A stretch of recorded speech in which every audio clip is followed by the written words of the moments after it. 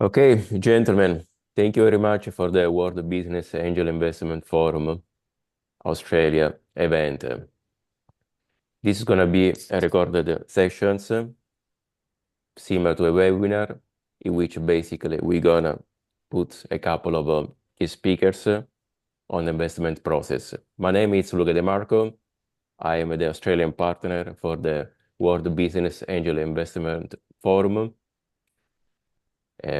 World Business Angel Investment, it's basically a platform in which stakeholders assess fast-paced journey to analyze why and how we should leverage an angel investment as a must-have financial tool for boosting economies and to reiterate how entrepreneur ecosystem can create more jobs, more wealth, and more social justice cooperation with the key players in equity markets. It is celebrated every year under global theme. This year, we'll be hosting more than 200,000 delegates from 132 countries. This week basically started from the 17th of January until the 23rd of January. It's aimed to explore the significance of diversity and inclusion in entrepreneurship.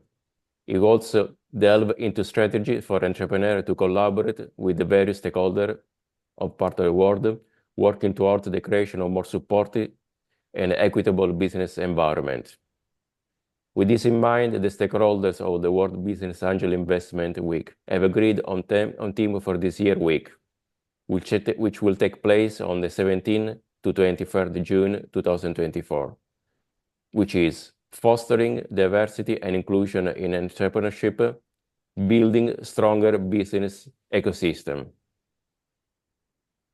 This week is going to be a long week. It's open a platform for connecting, learning, sharing, exhibiting inventions, innovation, and exchanging know-how that promotes entrepreneurship and angel investment ecosystem.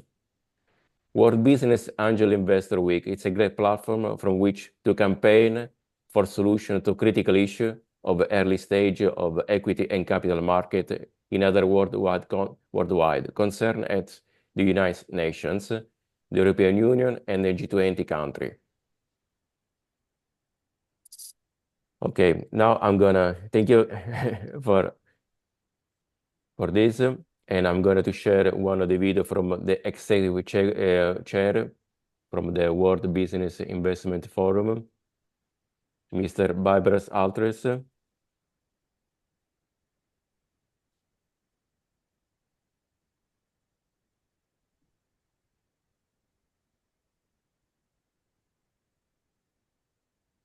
Can you see?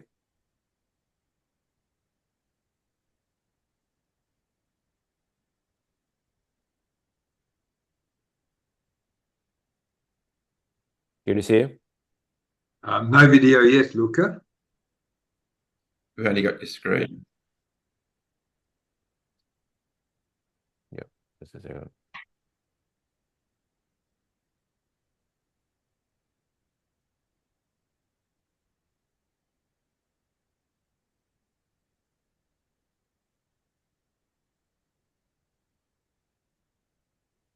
Here we go. Now I can see. Yeah. Yeah. Thank you. It's on mute.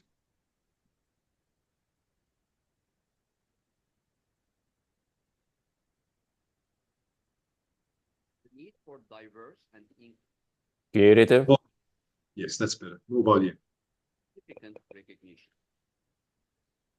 The key to fostering an environment where entrepreneurs from diverse backgrounds can flourish lies in the development of robust business ecosystems. The World Business Angel Investors Week 2024 aims to explore the significance of diversity and inclusion in entrepreneurship. It will also delve into such strategies for entrepreneurs to collaborate with a variety of stakeholders, working towards the creation of more supportive and equitable business environments. The World Business Angel Investors Week, globally coordinated by the World Business Angel Investment Forum, an affiliated partner of the G20 Global Partnership for Financial Inclusion, serves as a platform for stakeholders to pause and reflect on their rapid journey. It seeks to analyze the reasons and methods for leveraging smart finance as an essential financial tool for economic growth.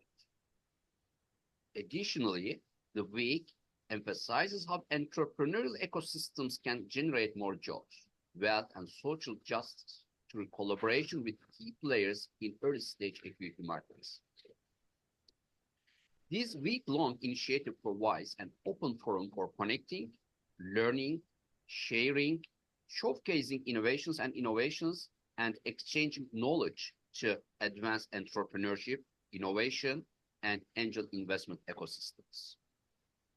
The WBAF asserts that building stronger business ecosystems with a focus on diversity and inclusion is a shared responsibility.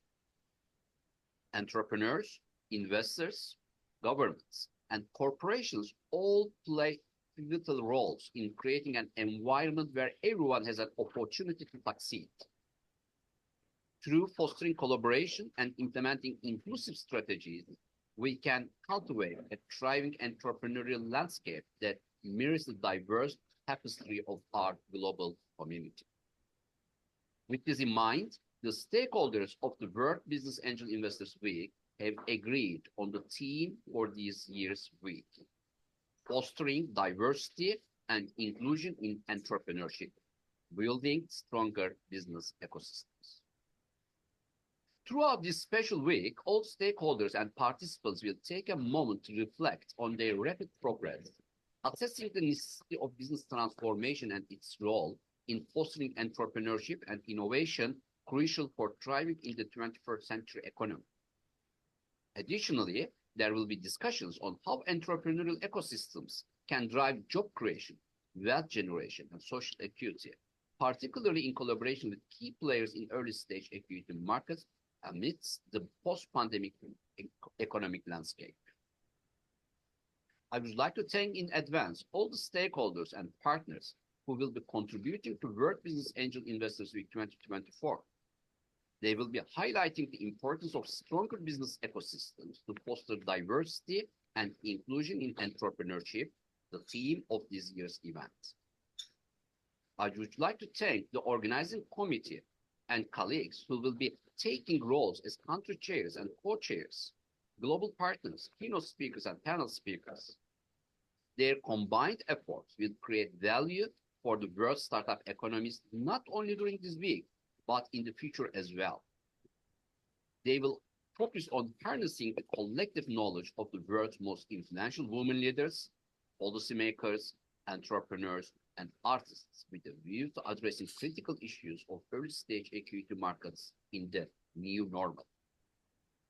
The Week 2024 will also be a great platform from which to campaign for solutions to critical issues and other worldwide concerns at the United Nations, the European Union, and in G20 countries. The ultimate goal of all of the week's keynotes, discussions, presentations, and workshops is to agree on a common roadmap for entrepreneurs, startups, and SMEs that will enable them to emerge from this pandemic period even stronger than they were before.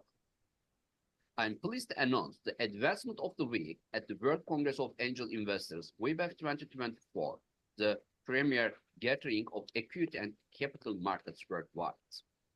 Scheduled for November 19th and 20th, the World Congress will take place at the Four Seasons Hotel, Bahrain Bay.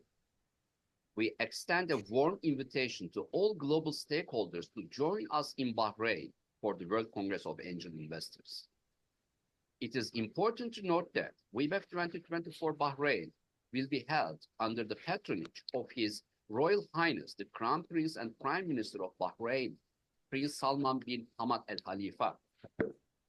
We express our sincere gratitude to His Royal Highness for his unwavering commitment to fostering global economic empowerment through entrepreneurship, innovation, and angel investments. In conclusion, I am confident that each participant in World Business Angel Investors Week until next Sunday will benefit from the collaborative ideas, know-how exchange, training programs and workshops, and global networking opportunities that are offered. I believe that by working together across borders with a common vision and smart dynamics in mind, we are well placed to bring about positive change in the global economy. Thank you.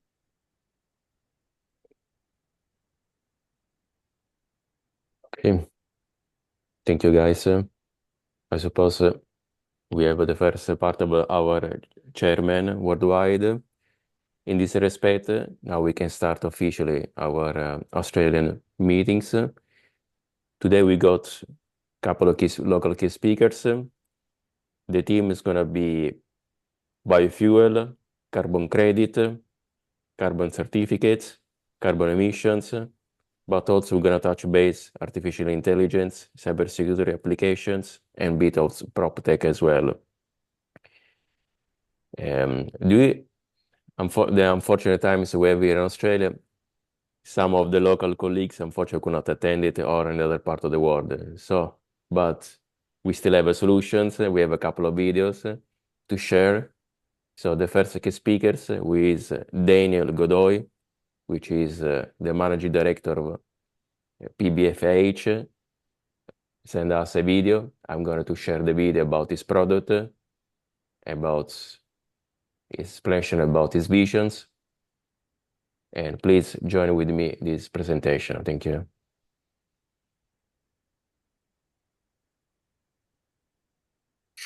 Can you guys see the Yes. Yes. I could not make the forum this morning due to. Hello, everyone. My name is Daniel Godoy. I'm the managing director of a company called PBFH, Pacific Biofuel Holdings. My apologies, I could not make the forum this morning due to travel commitments, but I wanted to explain our company and our project and what we're doing in the sustainability space. PBFH is in the field of cultivating industrial hemp on a commercial scale.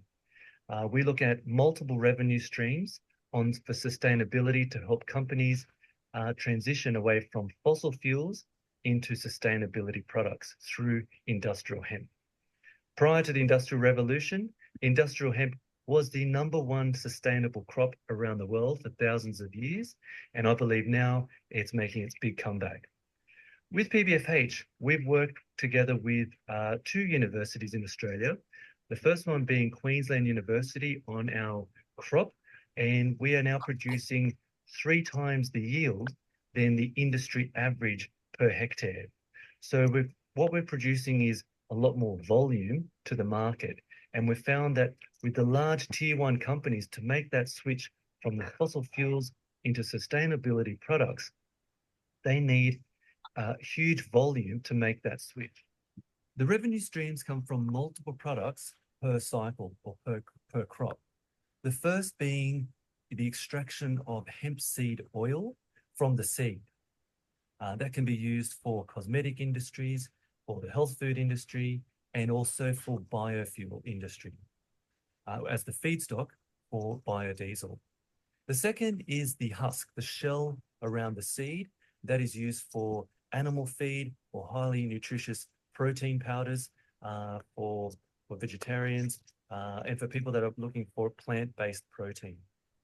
The rest of the biomass or the stalk is then put through what's called a pyrolysis machine. Now, the biomass is put through the pyrolysis machine, and that machine cooks the biomass at a temperature between 500 to 700 degrees with low oxygen. And what that does, it is traps the carbon into the charcoal-like substance called biochar. So it's high in carbon, and that biochar can then be used as a fuel source or alternative fuel source to coal, where we have attracted a number of tier 1 steel-making companies that are looking to replace their thermal coal with high-quality biochar. We also can then mix that biochar into fertilizers because that enriches the soil, increases food production through increasing microbial activity. The next product is activated carbon. It's similar to biochar, but the carbon has been activated, And what that does, it attracts toxin and molecules to the surface area of the biochar. It is a fantastic sustainable product for water and air purification, and it's normally used in industrial sites and also in mining sites. So it's one thing in actually increasing the volume and the yield of your crop. And as I mentioned before, PBFH certified by Queensland University is growing 3 times the volume than the industry average for industrial hemp. But we also need to process all of that volume. And PBFH has designed a pyrolysis machine that can process up to 40 tons per hour, where the industry average is anywhere between 2 to 5 tons per hour. So in order to bring that volume of sustainable products to the market, we need 1, increasing the crop yield, but 2, to process all of that volume. At PBFH, we help customers and corporations reduce their emissions internally first, or what's called insetting, with multiple sustainable products, especially the alternative fuels. We have hemp seed oil for biofuels, biochar for alternative fuels for steel making, cement industry, and the fertilizer industry, and more. Once corporations cannot reduce their emissions anymore internally, we can also offer customers carbon credits, and the highest quality carbon credits, which is carbon removal through the carbon sequestration through industrial hemp, which the hemp plant is one of the largest carbon sequesters in the world. And we can then store that carbon away through the biochar. Now, these high quality carbon credits are certified and verified by International Registry Puro Earth, and we can offer in volume, once again, to the corporations for high quality carbon credits. In the carbon credit market around the world today, 97% of the market is in the avoidance or reduction carbon credits. The top 3% is in carbon removal, and the top 1% of the carbon market, the highest quality, is carbon removal from the atmosphere and with durability or storage of that carbon for well over 100 to 1,000 thousands of years. And that's where PBFH is placed, in that top 1%. And that is why the likes of the top tier 1 companies like Microsoft, Amazon, Airbus, Shopify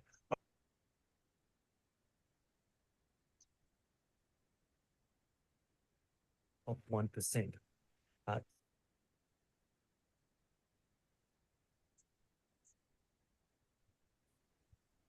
We've lost volume. And offer these companies the highest quality carbon credits with volume and with full transparency of how the carbon credit was made.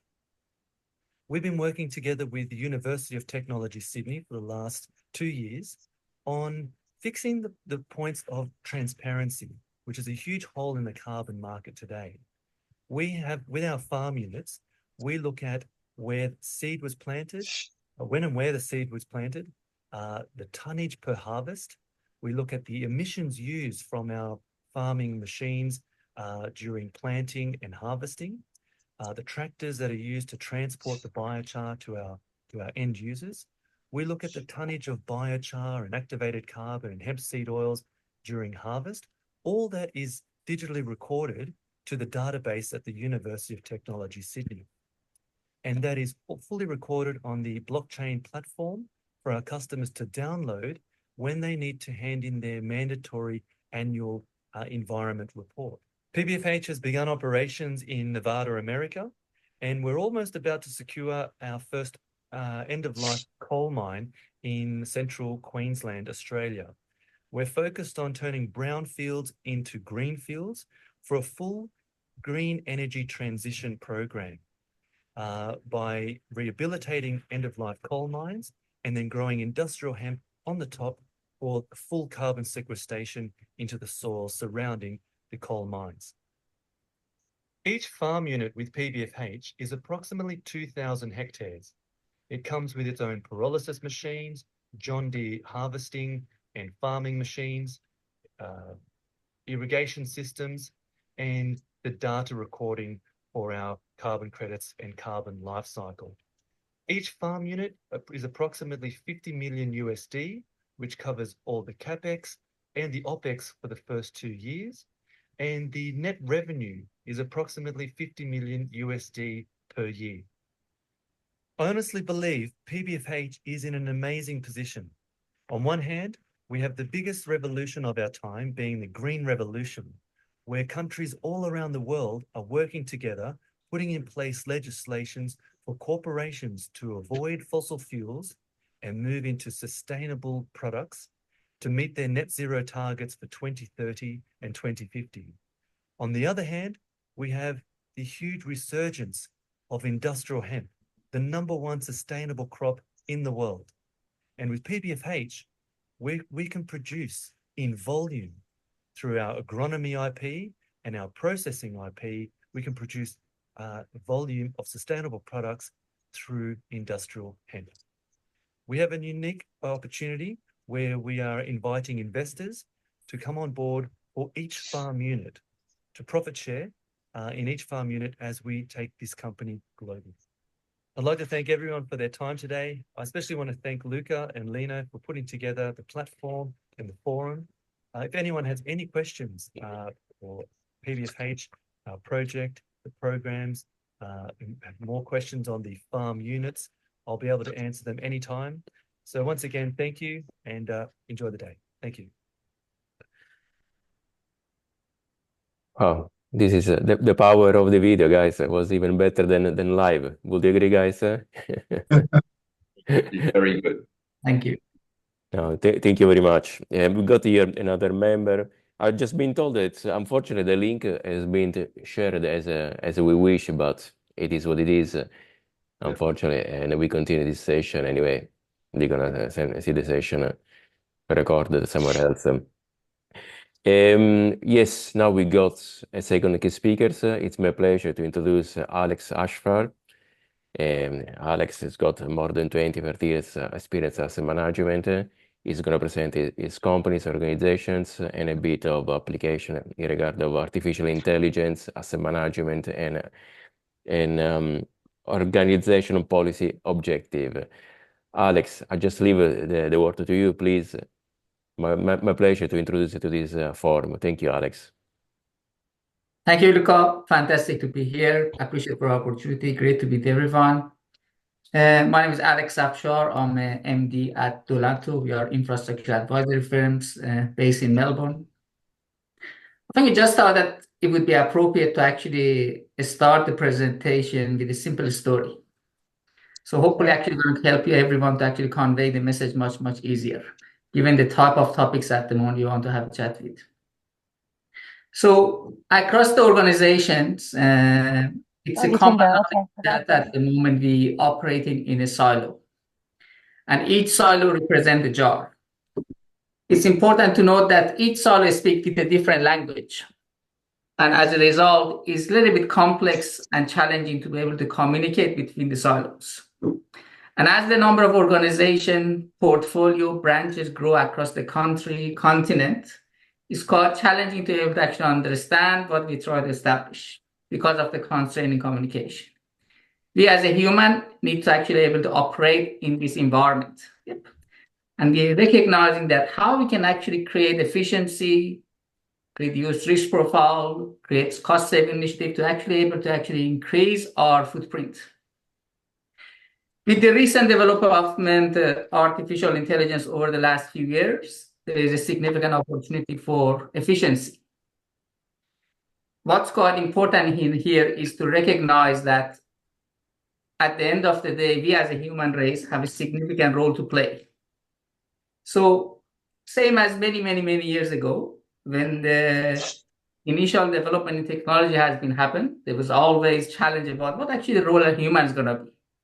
So we as a human race, it's quite important to actually note our power, our capability, and recognize the power that we have to be able to control and divide and direct efficiency in the right direction.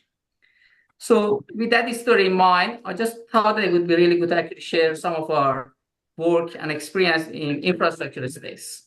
Hope actually kind of resonates with everyone a little bit more. Yep. So I share my screen And Luca, please confirm that I've got a little challenge in sharing my screen. So if you can allow me to do that, that would be good.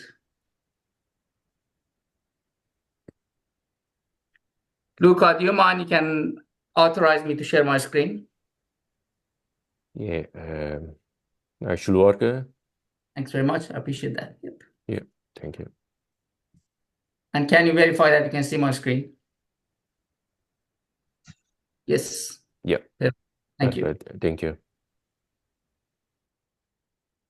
So the key objective of every business to be able to actually increase the profit. There's always been some challenge about revenue, and no matter business you operate in the government space, private or public sectors, there's a constraint around the cost. But it's quite important to actually understand what's your key objective and how we can actually minimize your cost structure.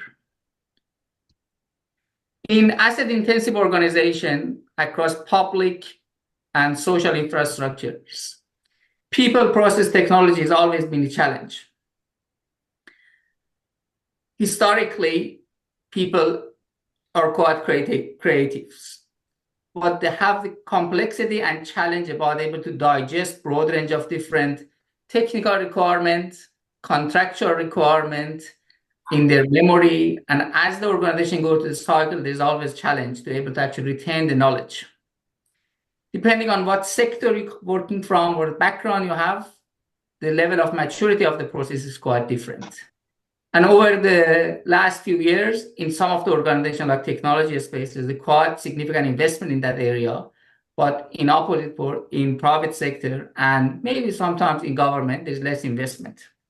So being able to actually do a value level of investment in right area, able to actually help you significantly to reduce cost structure. So let's think about, as an example I outlined earlier, about the communication across the silo organization. Yep. So imagine that you have a private partnership contract or a major contract that you want to outsource between the countries or continent or different states. Yep. The client organization issue a significant contractual obligations. A principal contractor define the requirement of the contract and try to actually understand what needs to be done. A range of the subcontractor trying to actually deliver those outcomes based on the requirement of the contract. Each of these organizations, you can treat this one as a silo, that they have different language, that they have different objective, and they have different understanding about what they try to establish. From bottom up, a standard and regulation driving what needs to be done, and from left-hand side, the contract actually spell out what outcome needs to be established. So being able to actually correlate these one together and understanding about what needs to be done is a challenge, because our understanding is different based on how we actually look into this dark elephant in the dark room. You may experience this type of things when we heard about it in your organization or in other organization dealing with the word-heavy documentation, contract standards. There is, because of the content of this document, there is a complexity in terms of understanding these type of things. And as an organization, depending on the size, there's lack of shared understanding between different type of people, because the more experienced people, considering the background, they're able to actually evolve and actually understand the document much, much faster and quicker. And as you go into the organization chain, that complexity and understanding is going to evolve significantly. As a result, if you have an organization which have multiple different supply chains from the design, operate, maintain, dispose, you have experience in the communication breakdown between these areas.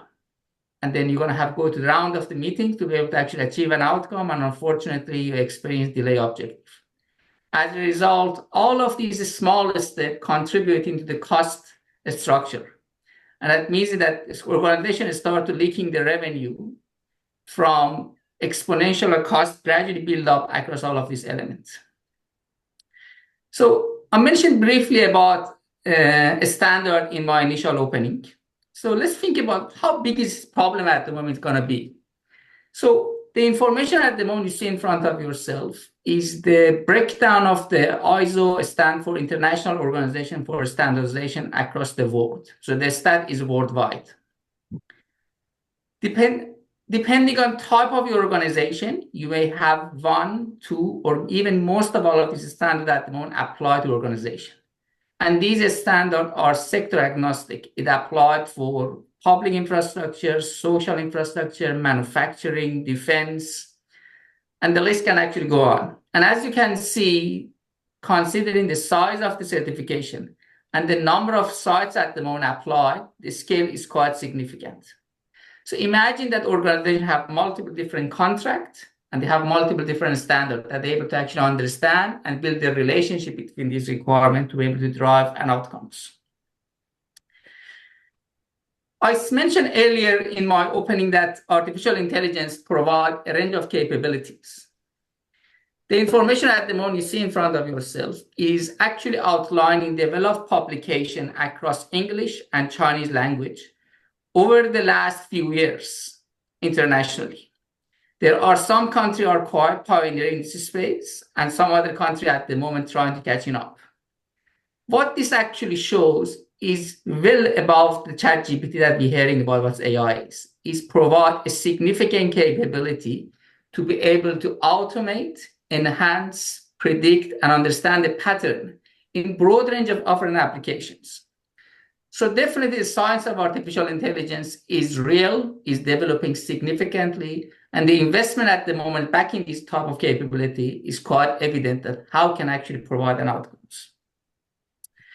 So for the solution at the moment we build and present to you, it's quite important to actually understand how can actually automate and support the contract automations, especially for asset-intensive organization. The solution can actually summarize, build traceability, align different requirements together, and able to build a queryable outcome from the contract. So you can actually understand what actually contract requirement obligation is.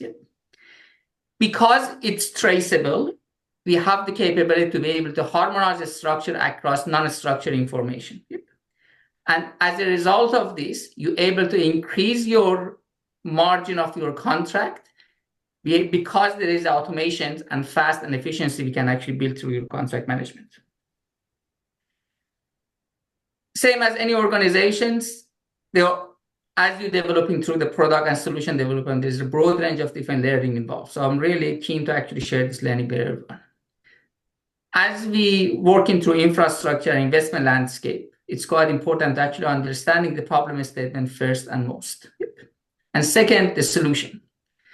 Most of the time, solution might be quite entertaining, quite exciting. It linked to the technology, but it's quite important to back to the problem statement and understand what we actually try to establish in here. While the solution in terms of artificial intelligence at the moment moving quite fast, it's quite important to recognize that this is a marathon. It's not a sprint. That means that it's quite vital that you pace yourself as you try to develop your solution moving forward to the market. Standard Australia, IEE at the moment provide a significant number of standards around artificial intelligence machine learning. These standards provide trust, build traceability and auditability of the solution and outcomes. So it's quite important to leverage this capability to be able to provide a fit-purpose solution for the market. I mentioned earlier about the role of human in the role, and I wanted to actually come back to this point. Although the artificial intelligence provide a range of capability in terms of automations and able to actually provide a lot of activity much faster, more quicker, but at the end of the day, we as a human have a role to play. And it's quite important to recognize that role and act on that role. Everyone is keen to actually stay ahead. Everyone really would love to actually reduce the risk profile, create efficiency, think about the cost structure. But as Einstein said, we cannot solve the problem with the mind actually creating that problem. So it's quite important to actually step back and looking about what else is possible. There is a significant number of learning at the moment across worldwide. So it's good to actually recognize that capability. So the team behind Volanto, at the moment, we are based in Melbourne and Cambridge. We are equipped with a team of senior principal advisors coming from universities, and also we equipped with the power of our artificial intelligence scientists. So both understanding about the problem that we try to solve and also capability that we could build some solution. At the same time, we have partnership with a range of universities in Australia. it would be good to actually mention about what actually the land to do. So we are infrastructure advisory firms. We're supporting pretty much public and social infrastructures across transport sector, road, rail, trams, and also health infrastructure. We support them through our strategic asset management, investment plannings, our capability around data and integration, support them to actually build a range of solutions to be able to provide an outcome much faster and effective, and provide investment brief, and also our capability with the project gateway review with the treasury is quite supportive. We are at the moment developing and enhancing our solution called Unify, and the purpose of the Unify is to be able to create automation and efficiency when you're dealing with unstructured information across the contract and standard. So, and also it had broad range of use cases across transport infrastructures, energy, education, infrastructures, and defense, government, and the list can actually go on.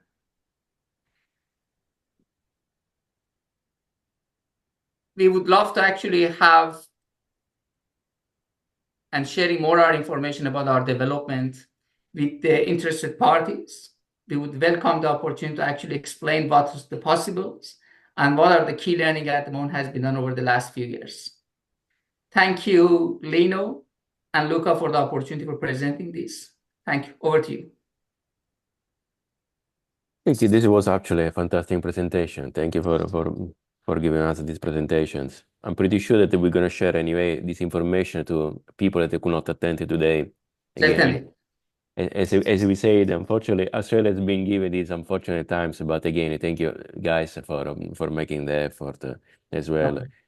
The other key speakers, Danners, also text me right now, and unfortunately, it's gonna have other technical problem as well. It seems that today it's a very unlucky day. By all means, we have Mina. Mina, can you hear us? You are online. I am indeed. Hello, Luca. How are you? Yeah, thank you. Very well, thanks. I mean, since the meetings we have only a few people for technical reason, perhaps rather than be a webinar, we just introduce ourselves. Mina, you calling from UK? You got the chance also to. Yes, I'm joining from the UK. I'm Yeah. joining from the UK, and you know, it's been great to be part of the WBAF team actually. And when we met up in May at the London Stock Exchange, it was phenomenal to meet with so many interesting and like-minded people, and to get connected. And I think I should thank WBAF, because Luca, you and I connected, because of it, and it's a new chapter. I think it's fantastic. Yeah, absolutely. And I'm hoping to have more and more possibility to introduce my colleagues from Australia. I mean, you just introduced just Yes. few. Alex is doing fantastic things in Melbourne, but as well as we got Daniel. I don't know if you have opportunity to see Daniel video. Daniel at the moment it's flying in Greece as well, but make an effort to prepare a video. I mean, I would like also to do a roundtable and introduce also people in this forum. Lino, would you like to introduce? I think a round table is a very good idea. Yeah. Luca, because I think having a round table is good, because you share it's like a brainstorming session, and it's amazing how different ideas come through. So yeah, I think a round table is a phenomenal idea. Yeah. Yeah, Luca, thank you also for giving me the opportunity to moderate. Now, we don't seem to have the critical mass of people around the world tuning in, though we do have a quorum. So I think it's worthwhile saying, exploring some of the issues with a bit more depth. And thank you very much, Alex. You managed to quote Albert Einstein as part of your presentation. But I just use that as an example. I mean, there's so much depth in what you do, and it seems to me that if I listen to your presentation just at a very general level, you're really providing a pathway or a way of navigating what artificial intelligence actually means and how it can be applied to deliver incredible efficiencies in organisations within the sector that you have that specialisation, the asset management and the infrastructure. But for me as an outsider, outside the realm of high tech, I struggle to understand often the application of these new ideas, and I think you provided a very clear pathway for how efficiencies can be immediately gained. Your work there in Melbourne and with your colleagues in Cambridge, you really are on the frontier, and I think you are suggesting a paradigm shift that will be something that you'll be able to benefit from. I think commercially, the services that you offer are fabulous. We just need to get the word out. We need people to come together, and that's why this kind of forum is worth the effort. It's my first time too to be exposed to the WB, the Business Angels context. So Mina, I echo your comments as well here from Australia. I think this is very valuable work that we're doing at the moment. And a forum, small or big, we need to ventilate these issues and share ideas. But importantly, we need to bring money. We need to bring money and finance and the decision makers, the people who have delegation to spend money and who have a vision. We need to bring them together with people like Alex, like Daniel from Pacific Biofuels, and Adrian with his DOCS artificial intelligence technology as well. And so for people like me who are hopeless at high tech and indeed hopeless at finance, what I try to do with people like Luca working closely with me and cracking the whip is to create an energy around bringing groups of people around the world together to break down those barriers and to really get some money into these ideas. And I heard Alex say, it doesn't have to be. It's a long game. It's a marathon. It's not a short race. But often, we need to work in quick time frames as well. So we're loving that this forum connects us with people all over the globe. So look, there are a few comments from me. Are there any questions out there for our speakers? I know. I'd just like to understand a bit more, Alex, about how your solution would get applied to, say, the Australian water industry, as an example, where there's multiple projects happening across the country, and how would you, how would your solution better help that industry?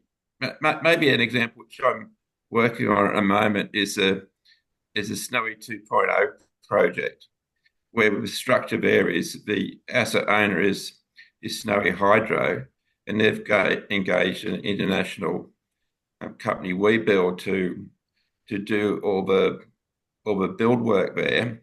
But then there's a multitude of contracts and other people or contractors engaged to deliver the actual works.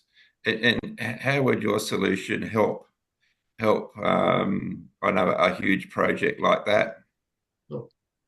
Thank you for the question, Jeff. I think it would be appropriate if I share an existing example at the moment we're working on and actually explain how the solution works. Yep. So right now, we're supporting an organization. They have a range of in excess of 86 PPP contract. PP stands for Private Partnership Contract. Yep.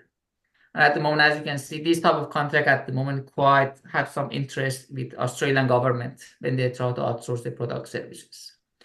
Each contract at the moment contain a range of different main clauses and chapters. So imagine that the contract have 40 different chapters and 2,000 different clauses. Yep. But contract at the moment spell out is a range of requirements. Yep. The activity needs to be done by X date. They need to provide certain outcomes. And most of the time, the clauses, sub-clauses, and the chapter are interlinked. Yep. That means that each section of the contract actually refers to other section of the contract. So being able to understand the relationship between how the contract works is 50% of solving that problems. Yep. So the way we tackle this is we first destructure the contract and define the key requirement of contract stage by stage. Yep. Most of the time, the government refer to the range of different outputs: strategy, policy, plans, management plans, data requirements, contractual obligation, actually the list go on. Yep. So the solution at the moment we have is being able to link the requirement of the contract with the documentation at the moment that you have. Yep. And because the solution is business rule driven, the client define a range of business rules. What outcome at the moment they try to establish? I want to understand when the contract at the moment asking me to provide a quality management plan, where that quality management plan at the moment lie in my documentation. Yep.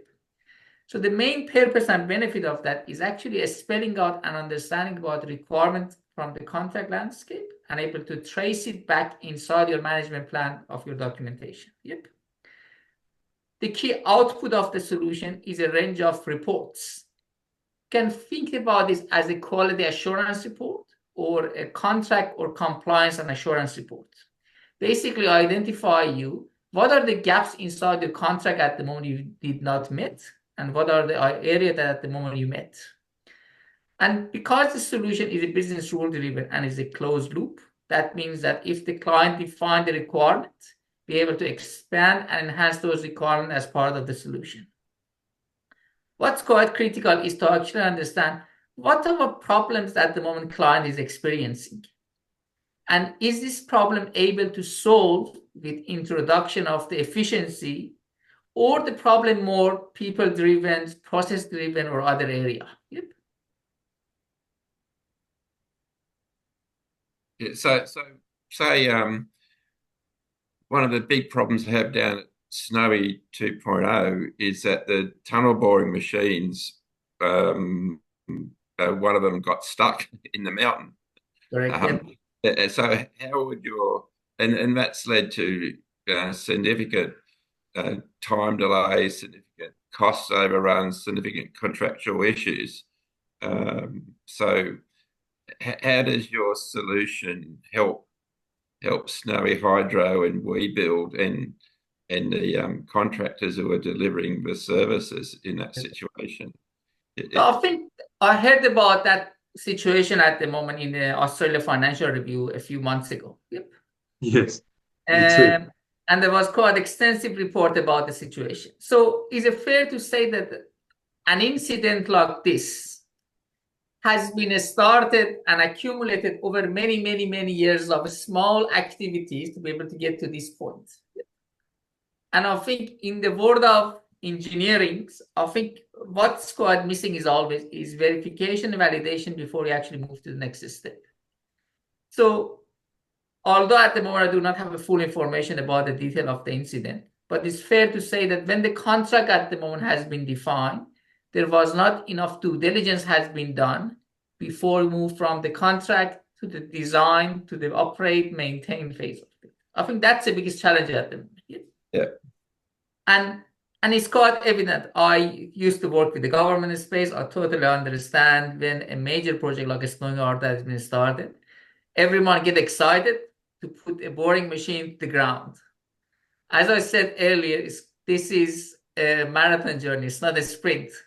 So as soon as you're rushing through the process, trying to actually go to the shortcut, you're missing the key step. And the key step is verification and validation. When the client organization issue the contract, the first question I would love to ask is, was there any due diligence has been done to the subcontractor brief? Was there any alignment between the requirement to make contract and the subcontractor? Yep. And I think it's a fact that none of us at the moment operating a patient on a surgery bed. What we're talking at the moment here is not rocket science. There has been significant development all around the world on building major projects. Yep.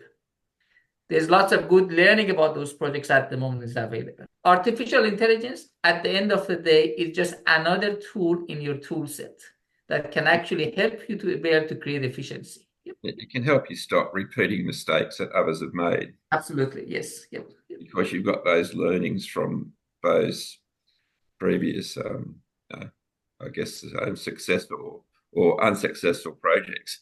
Definitely, yes. It's taking all that intelligence and putting it into, because at the end of the day, the people who made the decisions about the tunnel boring machines and other items in that project are humans, sort of thing, and they've got limited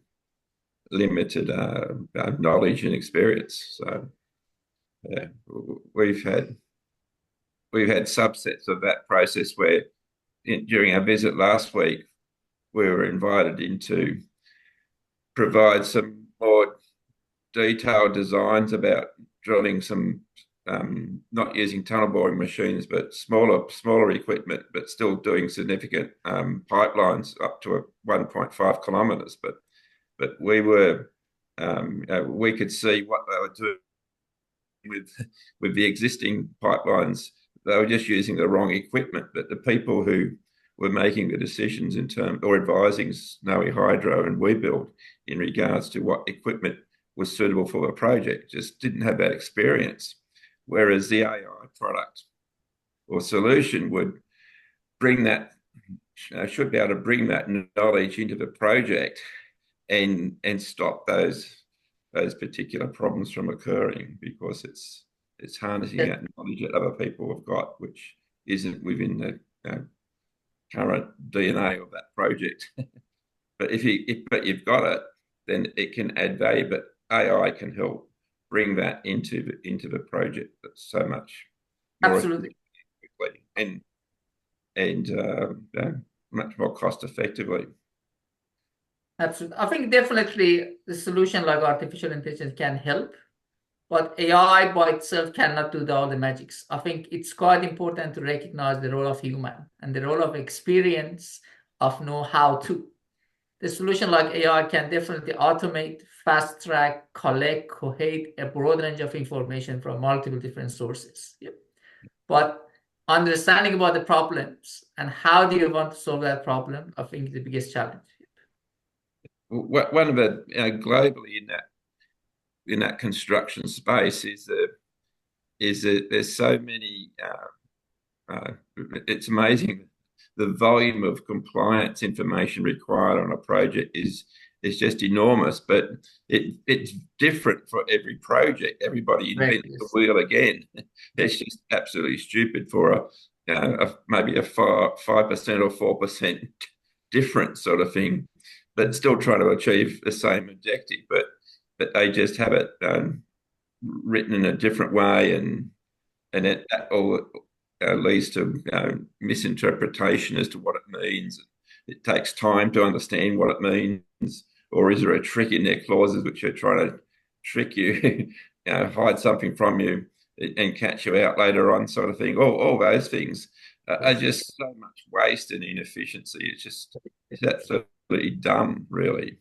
Whereas if there was much more consistency and collaboration between companies and countries to get the standards much more consistent. Like you can have all the ISO standards, but they've been all get rewritten into a individual company policy or requirement, which is just dumb. You try to reinvent the wheel every time. Yeah, so. You mentioned about the good point. So one of the core capability at the moment that we built is pretty much done. So, and the reason we focus on a standard is because a standard is a sector agnostic and it's got universal applications. Yeah. So either each organization try to come up with their own version of a standards. We have the capability to be able to compare a range of things based on the requirement of the standard. So hence, replicability and a scale at the moment is there. Yep. Yeah. I would love to continue conversation, but I don't want to dominate this conversation. Maybe over to you, Lino. Well, thank you very much. Thanks for those questions too, Jeff. You're absolutely right. You can see that with a bit of vision, We should be seeing organisations just learning so quickly from those errors and refining as they go forward if they use this technology. So, I think you're drilling down into exactly where there's some real value to be found.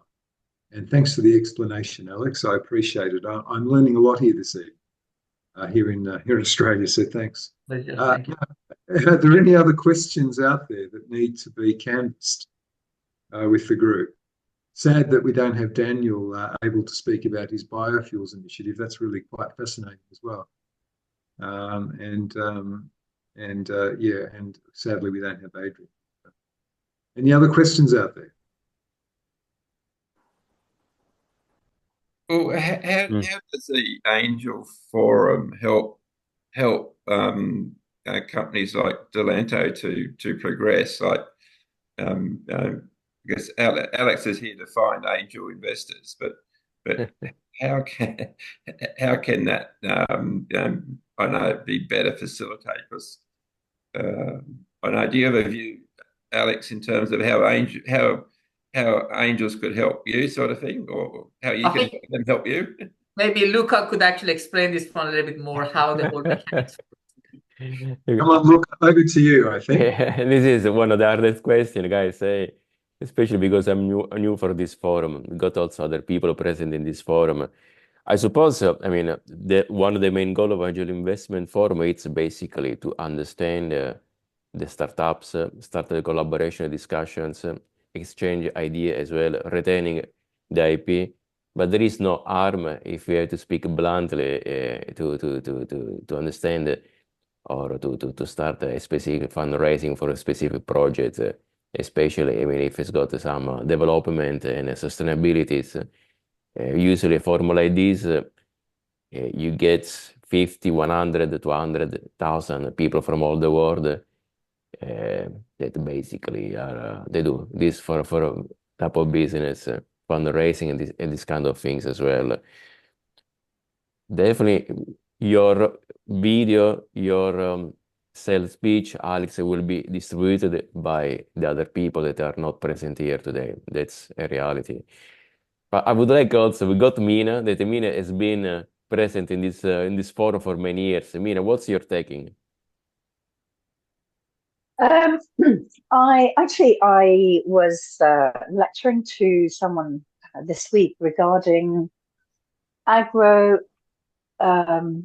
climate change for agriculture. So trying to encourage African nations to take up AI. So I really resonate all that has been said about the AI and incorporating AI in the infrastructure, because I've been trying to encourage them to incorporate. This is in Kenya, and agriculture is a dominant market in Kenya, and they have seen climate change. And not only have they seen climate change, it's the world crisis of using the wars that are going on, the geopolitical arena right now, and so really trying to encourage their own agriculture and using AI to encourage climate smart agriculture. And I think using AI in agriculture is phenomenal, really. The use of AI in itself is phenomenal. And, I'm not in tech. My field is finance, it's ESG. But I have the learning curve I have been in terms of AI is actually been phenomenal, to try and encourage governmental agencies to take up AI in order to understand, have predictive analysis of climate, have predictive analysis of the land, to understand, soil health, to understand, how you can do drip irrigation, all of this, and all through the use of AI. So I think what has been said is, the use of AI is amazing. That's my 2 pence worth in, apart from the finance and the ESG that I work in. but my understanding of AI. I mean, I was working with an AI specialist in trying to, because the EU AI Act is out, and so it won't be very long before other countries will have to follow suit, and they will have to come out with an AI Act in order to encourage ethical use of AI. So I've been fortunate in trying to work with a few people in understanding, how to come up with a sort of a platform to have AI compliance. So I began to understand AI, so much more through all of this. So I think you're right. It isn't a sprint. It really is a marathon. And even though actually AI has been out for 30 years or so, but it's actually the use of it and the prevalence and understanding of it is a more recent phenomenon, really. So, I think it's running like fire, but it is a marathon. Yeah, and indeed, governments, Marina, are trying to come to terms with it as they do, often lagging behind the technology, and private sector, and the movement of money around to finance these things can often lead the charge, and can be out there in front of policymakers, trying to accommodate it and understand how it works in the public sphere. So I think people like yourself with that background in ESGs and understanding how technology can play a vital role in delivering enhanced prosperity for everyone is vital as well. So and I think that's what attracted me to working with Lorca on the forum initiatives as well. That this isn't just about turning a dime.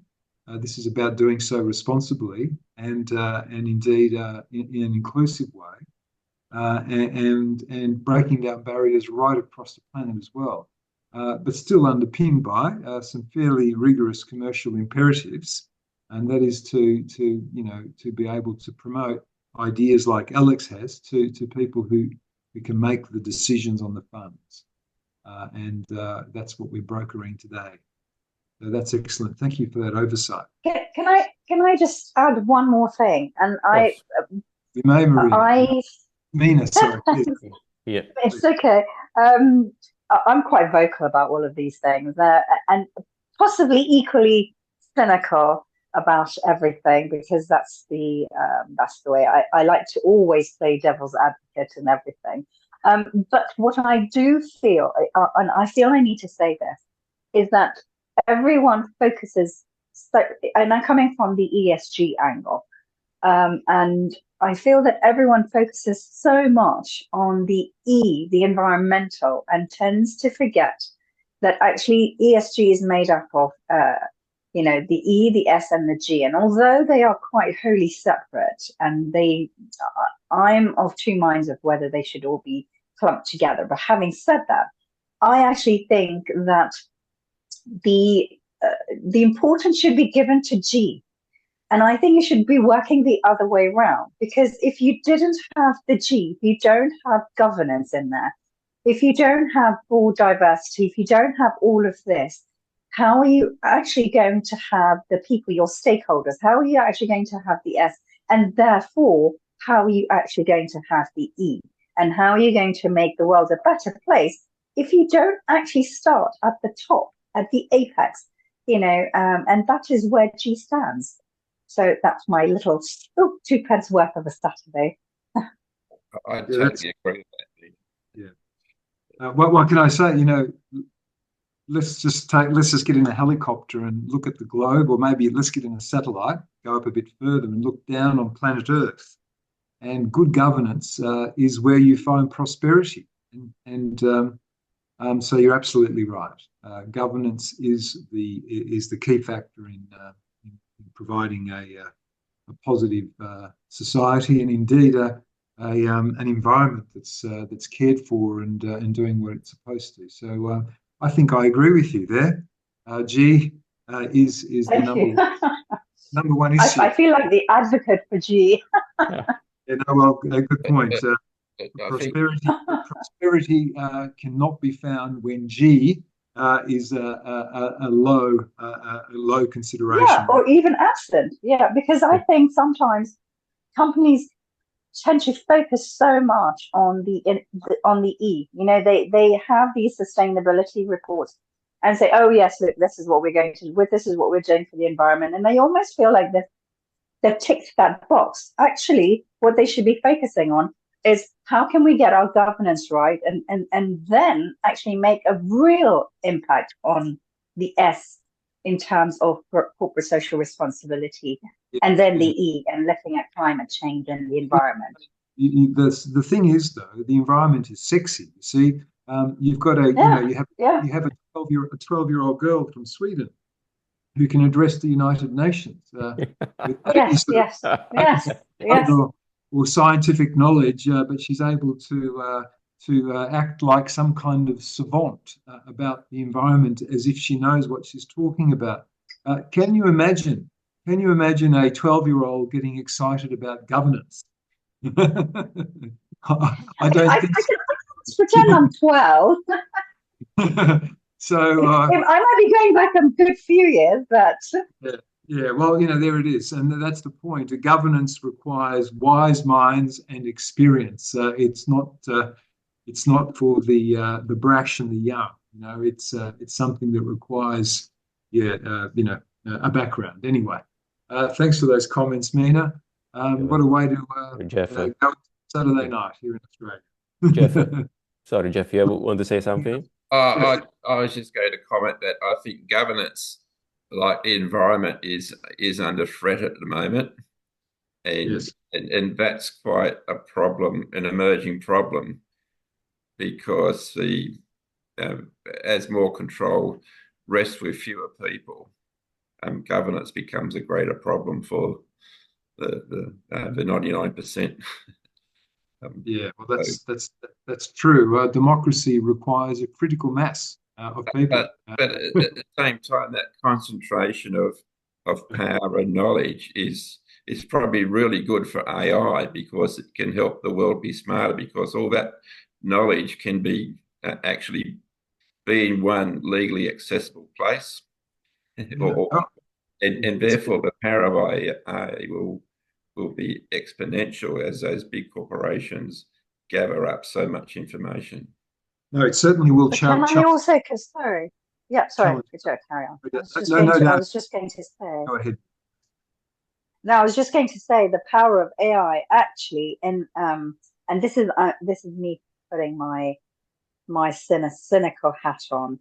AI is really only as good as the information that's put in there, and the information that is also put in there is human bound.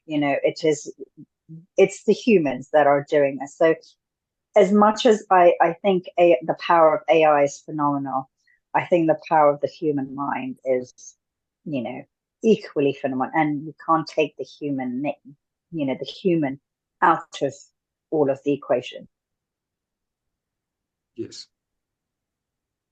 Understood. But a subpar mind, which could be an artificial one, that works 3,000 times faster, may actually win the race. So I don't know. I take your point absolutely.